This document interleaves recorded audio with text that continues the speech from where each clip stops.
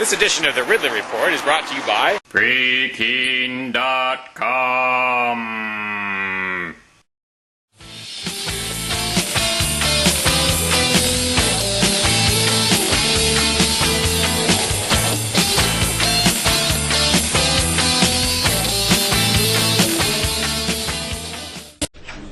All rise, keep the court down in session of the Honorable Edward Burke presiding. Thank you. Have a seat.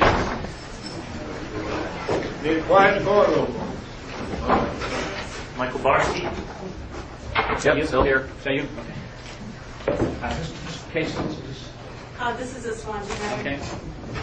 This is a speeding complaint. State will present evidence. How many witnesses do you have? One. There'll be one witness. When the witness is done testifying, if you want to ask questions, you can do that. You're not obligated to.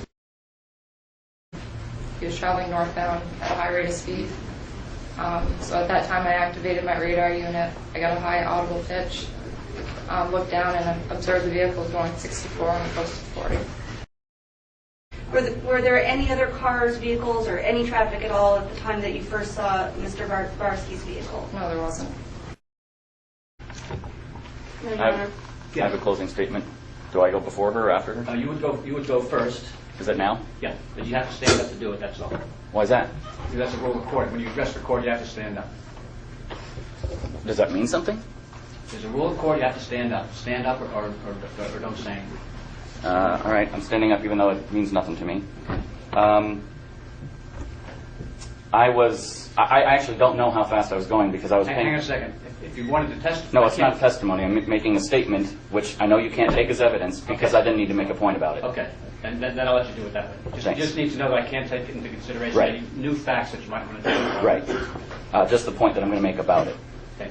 I don't know how fast I was going because I was just paying attention to the road. And I was driving under the safe conditions for a clear, dry night on a road, the stretch of which between Winchester and Keene has ridiculously low speed limits and numerous speed limit changes. The officer had to make a U-turn on that road and drive faster than me to catch me. So both of those together means that I couldn't have been doing anything unsafe. I hurt or harmed no one. I threatened no one, damaged no property. There was no victim. The purpose of this charge, the charge being the fine, if there is any, is obviously revenue generation for the state, and I will not pay it. That's all. Thank you. Anything from the state? Your Honor, only that although it's true that a particular speed is not in and of itself a violation, the state needs to prove that the speed was unreasonable or not prudent. Here, because it was 24 miles over the speed limit, the state would argue that it was not reasonable and prudent under the circumstances.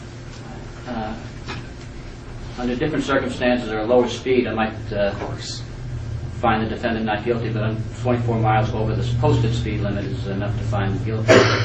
Fine is, you have anything about his driving record? Your Honor, I don't have a certified copy. It looks like there were a couple of motor vehicle charges placed on file in the last year, but I don't have a lot of information. Do you know what they were?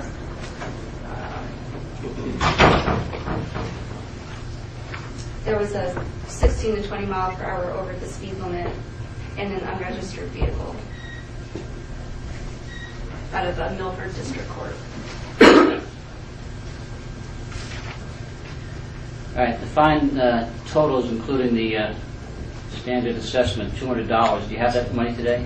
Excuse me, what is the standard assessment? It's a 20% assessment that's tacked on to all fines. It goes into the victim witness fund, some other state funds. So you found me guilty, and there's a penalty, and then a penalty on that penalty? They call it a penalty assessment, but there's no extra penalty against you. It's assessed on all fines, so it's across the board. Well, I mean, I know it's not something you're inventing for me, but it seems like there's a penalty on getting a penalty, a fine on getting a fine. No, I can understand because we call it a penalty assessment. It sounds as if it's an extra penalty against people, but they should probably come up with a different name for it. It's a 20% surcharge. You call it lots of things that could go by. So there's like a charge. It's on all fines. Right, but there's like, you came up with $200 somehow. There's probably a table you look at. 166.67 plus 33.33. That's it. Okay, so fine on fine. Okay. All right, you're not going to pay it today? I'm not going to pay it, All right, I'm period. going to give you 30 days to pay it. I don't want 30 days. I'm not going to pay it. Well, I understand that you have a different opinion about how I should do things here, but I have 2 questions about that. Under what conditions may there not be a bench warrant if I don't pay? if I decide that I don't want to issue a bench warrant, I may not issue a bench warrant. Okay.